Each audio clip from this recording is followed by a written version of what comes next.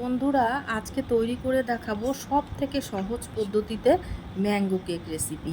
কোনো রকম ডিম এমনকি ময়দা ছাড়া তৈরি হবে এই নরম তুলতুলে জালিদার স্পঞ্জি কেক।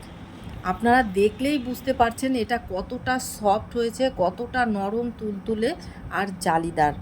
এই কেকটি বানানো এতটাই সহজ যে কোনো দিনও যে কখনোই কেক তৈরি করেনি এই কেক বানানোর রেসিপিটি ভালোভাবে ফলো করলে একদম বাড়িতে পারফেক্টভাবে এই ম্যাঙ্গো কেক তৈরি করে নিতে পারবে। এতটাই লোভনীয়, খেতে অসাধারণ টেস্টফুল মজাদার হয়।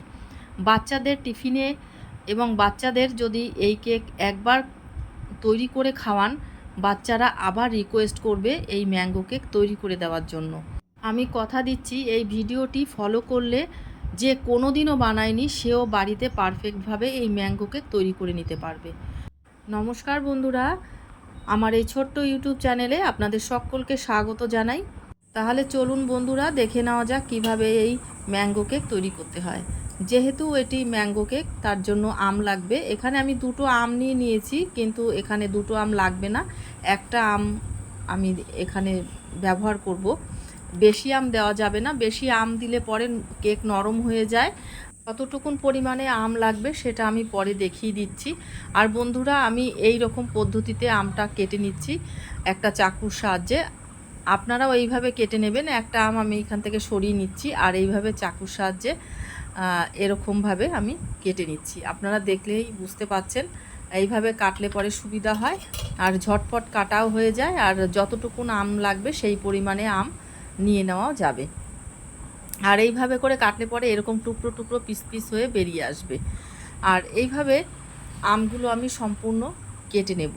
পাকা আম থাকতে থাকতে অবশ্যই এই আমের কেকটি তৈরি করে ফেলুন।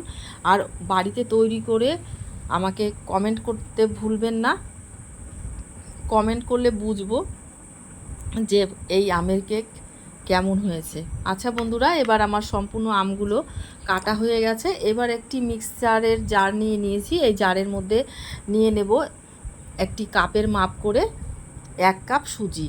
এবার কাপ হোক বাটি হোক যে কোনো কিছুরই একটা মাপ করে নেবেন। পরিমাণ সঠিক হলে কেকটি পারফেক্টভাবে তৈরি হবে। এবার যে যেরকম মিষ্টি খাবে সেই পরিমাণ অনুযায়ী আমি এই কাপের পরিমাণে হাফ কাপেরও কম দিয়ে দিয়েছি চিনি।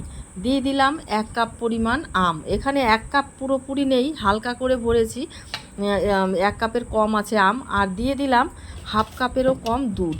দুধের পরিমাণ কম দিয়েছি এই কারণে, ব্লেন্ড করার পরে আম থেকেও জল গলবে, ব্যাটারটা পাতলা হয়ে যেতে পারে, সেই কারণে দুধটা কম দিয়েছি। যদি ব্যাটারটা মানে গাঢ় হয়ে যায় সেটা দুধটা আবার পরে মেশানো যাবে।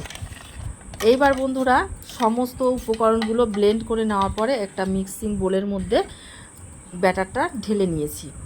ঢেলে নেওয়ার পরে এবার ওই ব্যাটারের মধ্যে দিয়ে দেব 1 চিমটি লবণ। এই লবণটা অবশ্যই দেবেন, লবণটা দিলে পরে সব কিছুর ব্যালেন্স সঠিক থাকে। এবার দিয়ে দিলাম গলানো বাটার। এখানে 2 টেবিল চামচ বাটার আছে, বাটারটাকে আমি গলিয়ে নিয়েছি। এখানে আপনারা বাটার ব্যবহার করতে না চাইলে আপনারা সাদা তেলও ব্যবহার করতে পারবেন। এবার সমস্ত উপকরণগুলোকে আবার ভালো করে হ্যান্ড উইক্সের সাহায্যে একটু মিশিয়ে নেওয়ার পরে একটা থালা দিয়ে 15 মিনিটের জন্য রেস্টে রেখে দিয়েছি। এইদিকে যে পাত্রে আমি কেকগুলো রেডি করব সেই কাগজের যে কাপগুলো, সেই কাপের মধ্যে একটু তেল ব্রাশ করে নিচ্ছি। তেলটা ব্রাশ করে নিলে পরে কেকটা রেডি হওয়ার পরে ইজিভাবে বেরিয়ে আসবে। এখানে আমি সাদা তেল ব্যবহার করেছি, আপনারা চাইলে এখানে ঘি দিয়েও ব্রাশ করতে পারেন। এবার কাপগুলো যখন তেল ব্রাশ করা হয়ে যাবে, এইবার যে ব্যাটারটা 15 মিনিটের জন্য রেখে দিয়েছিলাম এই ব্যাটারের মধ্যে দিয়ে দিলাম 1 চামচ মতন এলাচের গুঁড়ো। আর দেব এবার বেকিং পাউডার দিয়ে দিয়েছি এই চামচের পরিমাণের 1 চামচ। আর যে চামচের পরিমাণের 1 চামচ বেকিং পাউডার দিয়েছি তার হাফ দিয়েছি বেকিং সোডা। এবার একটুখানি দুধ ওই বেকিং পাউডার বেকিং সোডার উপর দিয়ে দিলাম, তাহলে সঙ্গে সঙ্গে অ্যাক্টিভ হয়ে যাবে।